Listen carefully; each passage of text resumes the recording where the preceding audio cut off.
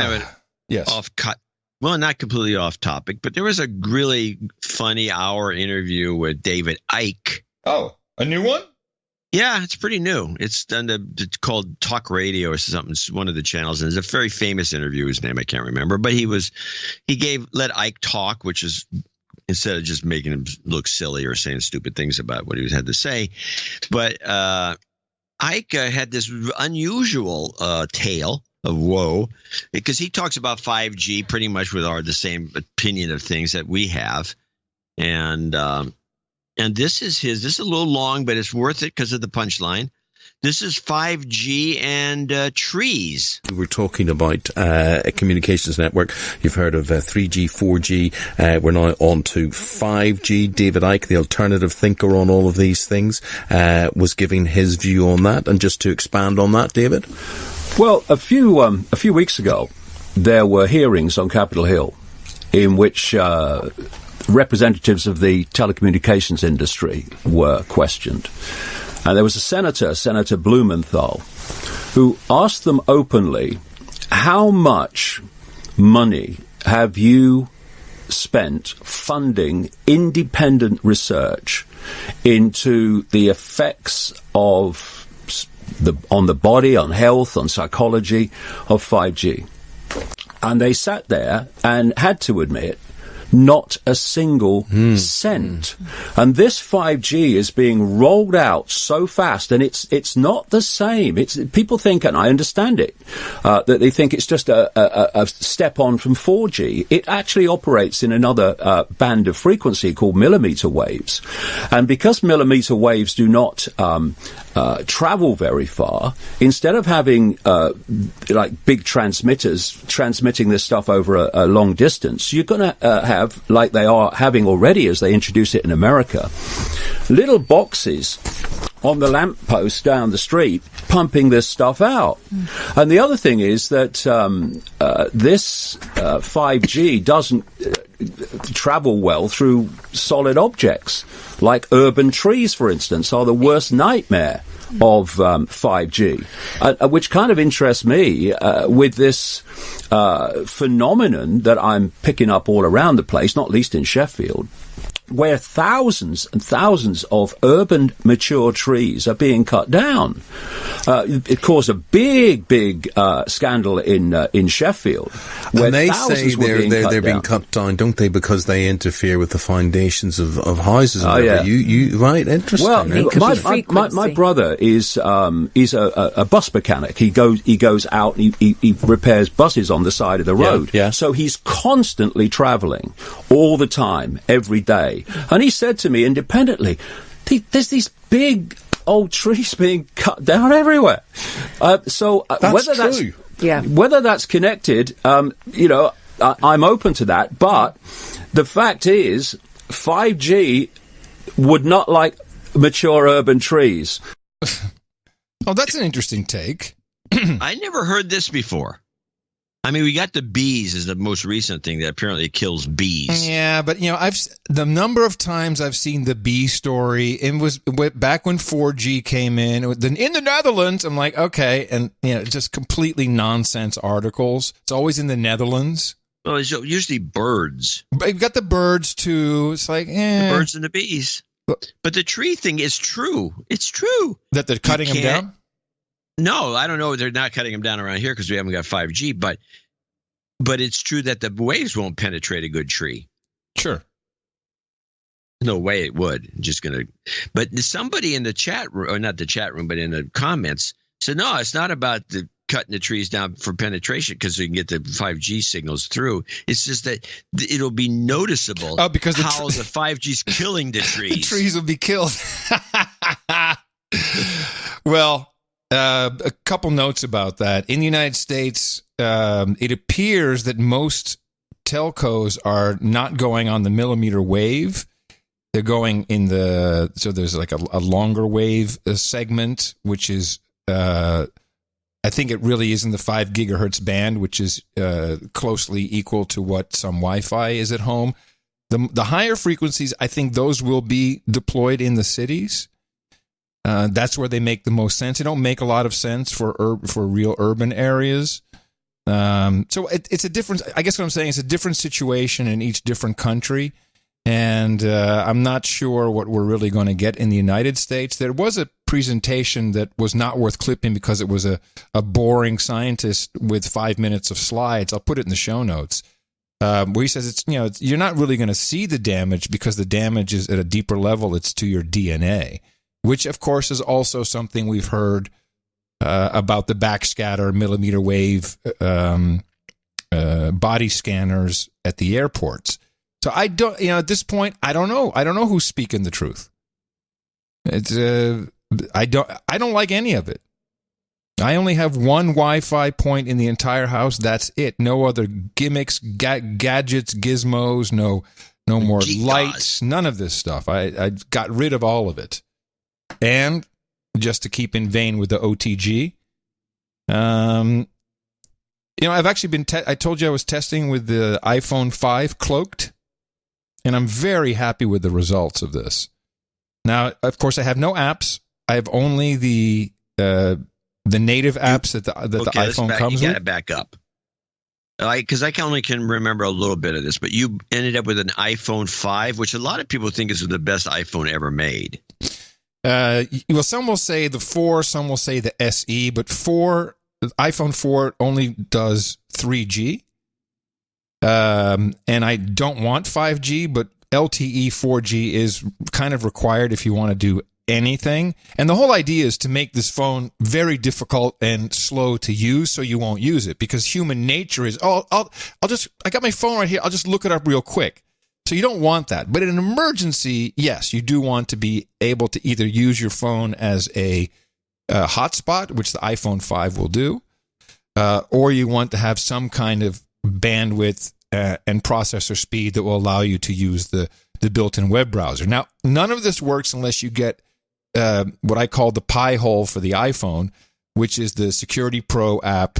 And there's multiple ways to do it. This is the way I chose to do it. And you can set it up so it doesn't let anything through or anything out. So and you can watch it. You can see what it's blocking. You can see what the DNS requests are. And that's why I call it cloaked. And I'm very happy. It's not pinging anything. At least it's not getting out of the machine. There's no external apps to Apple that are on it. So I have email. I have text messaging. I have a phone. Also, this is the lowest end model available that will pair with my hearing aids. So that was a big consideration. And because it's not pinging in or out, the battery lasts for 5 days. Yeah, I was going to ask that. The battery life must be extended by quite a bit. There's big batteries in there, and they don't last a day normally. Here's the problem, though. If you do use the phone for a web browser, it's doing double duty because it's also running this relatively heavy process of stopping. It's duplicating DNS. It's determining what needs to be blocked or not. So if you use it, it's going to deplete faster than you'd expect. So you're not going to use it. That's the whole point. Text messaging, and that's all I really use it for, is text messaging, maybe just to check an email from time to time. And 5 days. It's fantastic. I feel very safe, at least from Silicon Valley snooping, because we know that's the way that the government is now looking at you, especially with these red flag laws. They just buy it from the social media companies. They buy it from Google. They buy it from the data brokers. They don't need to go spying. You're giving it up willfully. So yep. I'm going to write this up, the cloaked iPhone 5, which is how I like to call it. I still love the Nokia E71, but for some functionality when necessary, the iPhone 5 may be the way to go. About $150 on Amazon. So it's a comparable price. You're really not being. Oh, of course, you have to turn off location, and don't install Google Maps just in case. All of that has to go. In fact, no Google site will work on my machine because I've blocked them all. Same for Facebook, Twitter, all of those little widgets and pixels. All of that's blocked. Well, I've done kind of the same thing with my old Google phone, and I get my battery life's about 2 weeks. That's pretty good, especially for the older phone. Because it's off all the time. Now, I have some bad news in the OTG department. OTG stands for off the grid. Now, we're both, and I really learned it from you, we're both big fans of over-the-air digital television, which we have here in the United States. Yes. Every modern television does it. You get a $9 antenna. It sticks right behind your set on the wall, and you can receive a lot of Spanish and Asian channels, but you can a lot of Vietnamese channels too here. You can get your your main network channels, and it's good, and it's free. It's just over the air, comes in for free, so you can have maybe one subscription service you want, and for all the other stuff you can. It's out there, and it's digital. It's high definition. And it's also a non-tracked system. It's one way. It's broadcast, so no one knows what you're watching. I should mention the bandwidth is also higher than you get from cable, which is compressed. This is uncompressed with full stereo, uncompressed video. It's a better picture. Well, they're going to fuck it all up. Well, of course. And it's called ATSC 3.0. Here is Steve Malter. I don't know who he is, but he did a pretty decent overview from the most recent National Association of Broadcasters meeting in Las Vegas on the new digital standard, which will not only replace this fine, non-trackable system that we're using, but it will be built into your phone. It's not just about a prettier picture, but it's about interactivity. What can you do with your TV set? What sort of experience can you have that will compete with streaming or over-the-top capabilities? Imagine your TV combined with a set of really powerful apps all happening on the same screen and using the exact same remote. Very cool. So let's say you turn into your favorite show and it started 20 minutes ago.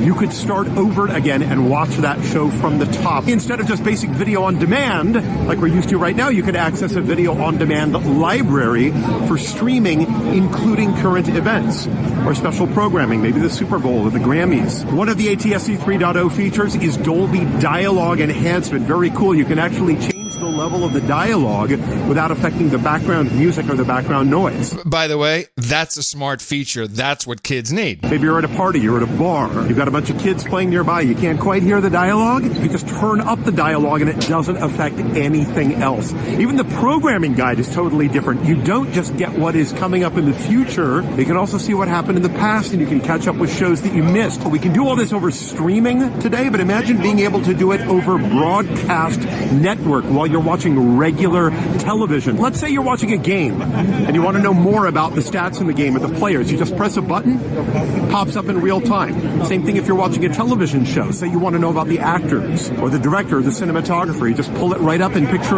on live broadcast with live television. One of my favorite things, multiple viewer angles from the camera. Let's say you're watching that game. You can command where you see that broadcast coming from in live TV. Also great for reality TV programming. And then you got coupons and promotions that can be sent to you in your favorite shows, linked to your favorite content. So much cool stuff. Told you they fucked it up. Yeah, they're not doing any of that. Well, let me tell you why they will, because this is a desperate final attempt to make these frequencies usable before they have to somehow, be eliminated or whatever it is, because this is about interactive ads, about targeted ads. I won't bore you with all the technical details, but really, you're getting stuff in real time, and they're adding all kinds of gizmos. They've changed the compression algorithm, so I'm sure you're also going to lose some of the quality. He doesn't really speak about that, but that's how you'll be able to separate out the middle channel, the center channel, to enhance dialogue, which should be a feature these days on anything. That's how you'll get multiple camera angles. That's all live events, and then they will essentially use the IP portion of your phone to route packets if you're doing something on demand or if you're catching up. So it's really only about a target, addressable advertising. And he doesn't mention this, of course, because this is for the consumer, this video. But they're doing it. It is definitely happening. It's too expensive. They're not doing it. Well, there's a lot of money and big companies who say they're doing it, so I think they're doing it. Everyone talks everyone's doing it. They always say they're doing it. This reminds me of Ford, and they decided that they're going to tell everyone they're going to do a 6-door Ford Explorer or whatever this giant thing was, and they showed pictures of it. And everybody got all, they're doing it, so we have to do it. So everybody like started designing these 6-door SUVs. None of them came to market, but and it was all because Ford was full of crap. They weren't going to do it in the first place. And I think this is the same thing. They're not going. It's too expensive. Okay, we'll see. I can wait. I mean, I've heard the same thing about all this interactive advertising, and all you have to do is you're watching Friends, and during the Friends era, you're watching Friends, and you want to know what Rachel's but wearing. they're actually they're doing that today. I mean, Invid is doing it today. They are doing addressable set-top boxes. This is happening. Yeah, a set-top box version of it, but over the air is not going to be affected by this because they're not affordable. They got enough problems with changing the digital cost them a mint. In fact, Sinclair Broadcasting, the cheapest group amongst them all, and they own most of the stations in the country, they didn't want to do that. They made a big fuss and pushed it off as long as they could before we went digital, which probably was a good thing because the early days of HDTV was an analog system, which would have really broken the backs of everybody. All of this tracking is causing changes in the consumer marketplace. We've had alternative search sites for a long time. I use Quant, QWANT, Quant.com. The Seer X, which I liked a lot, but I find there's some security issues if you're not hosting it yourself, and you're still very trackable. And now the alternative sites are coming out and attacking each other of tracking and targeted advertising, and perhaps even being in bid with the big shill. This is the CEO of the search company Yippee, Yankee India Papa Papa India Echo, Yippee.com. And he's slagging off DuckDuckGo. With Google bias, censorship, and privacy concerns, some internet users are looking to alternative search engine options like DuckDuckGo. One American News spoke with Rich Granville, CEO of private search engine company Yippee. Granville says even search engines that claim to provide privacy are still sharing your data. Search is the most informative and the most influencing media there is in the world. Google controls just about 90% of all searches. DuckDuckGo talks about their privacy, right? They're saying that we're a private search engine. Well, I mean, if anybody has 6th grade developer tools, they can go into DuckDuckGo and they will see tracking cookies in DuckDuckGo. Tracking cookies are bits of data a website sends to a computer through search engines like Google or Chrome.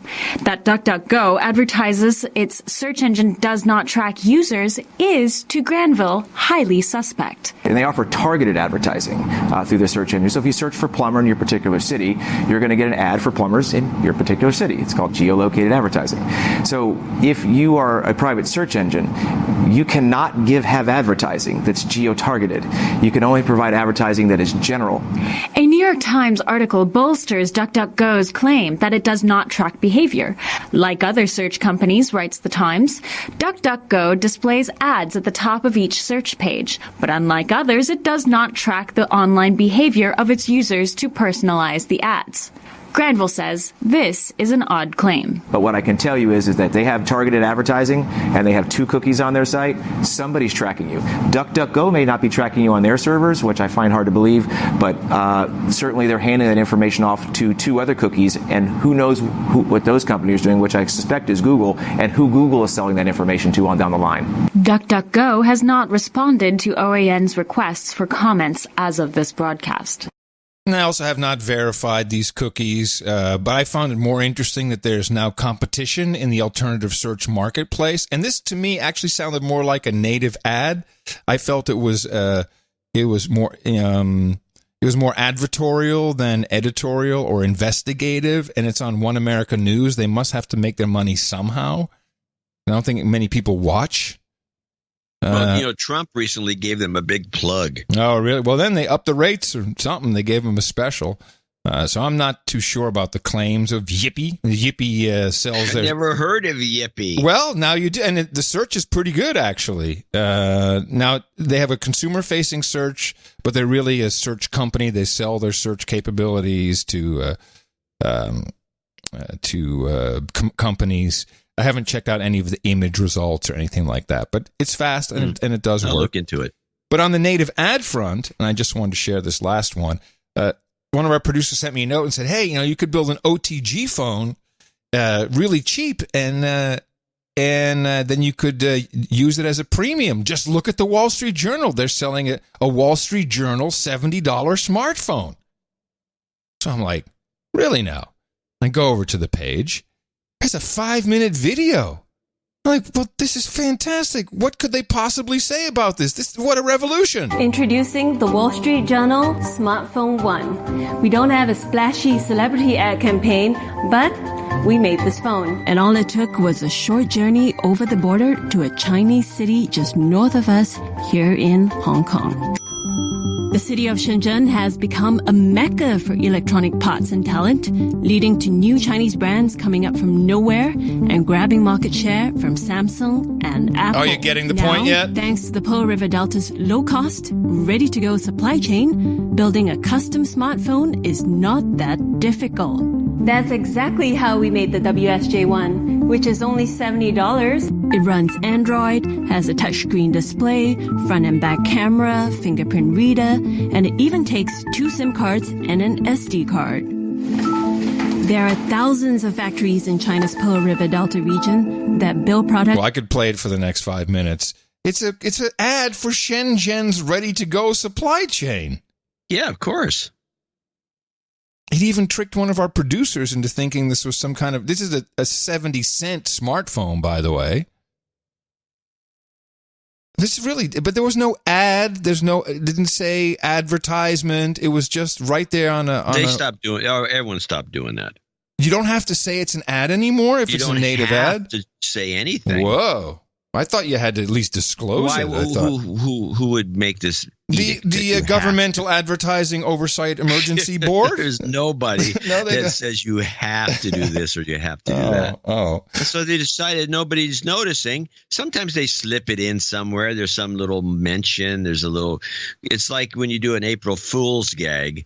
Somewhere in there you should have, Lerpa Sloof.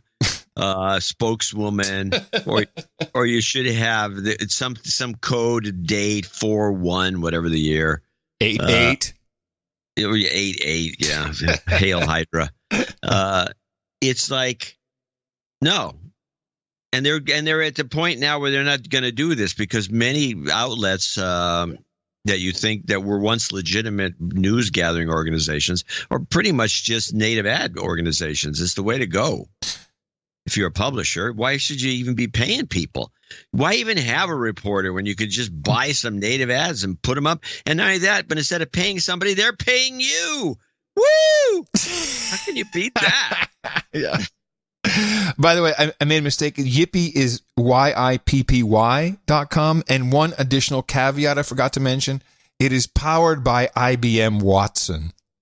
So now I know. No, now I know it was a native. So it's going to be slow. It's going to be slow and wrong. But if you type in no agenda, we're the first page, and that's all I care about. Okay, well that's a plus. That's the most important thing. We're running a little late, but so in other words, this is IBM slipping into the game. Oh yeah, I think that's what it is. Huh? Yeah. Well, IBM used to have. I remember about when I visited their facilities in San Jose. They had a proprietary search engine during the early era of Google that was better than Google. It was only used in-house, and I kept asking them, why don't you guys commercialize this? I remember you talking about that. I remember this story. Did they not fold that into Lotus Notes or some stupid stuff like that? No, they never did. It never got out anywhere as far as I could tell, but it was really had a good bunch of, I guess they had a lot of worms out there digging around, putting stuff together, and they had a server farm, but it only was used internally. I don't know that it ever got into the wild. Maybe this is it. Well, you know what we should do? We should do the ultimate John C. Dvorak search engine test. We go to yippee.com and we want to say, what is the best weed whacker? Weed whacker. That is the test. And I'm going to, so powered by IBM Watson. Oh, they're public. Ticker symbol Yippee. YIPI. I didn't know. Oh, geez. All right. We hit it. And what do we get? Search. Okay. Let's see. The first link, best weed whackers of 2019, best string trimmers. It's all reviews, 2018 consumer search. So it's not giving me answers per se. What is the best battery-operated weed trimmer? You know what? There's not. It doesn't seem like there's any ads in here, which maybe that's good. Well, there's something going on. I'll look. And into they have the something weed called whacker cluster. conundrum. They have cluster on the. Oh, this is interesting. Anyway. We'll everyone should play with this for a while and report back. Yes, we have a indeed. lot of dudes named Report Ben back. that are really good at this stuff.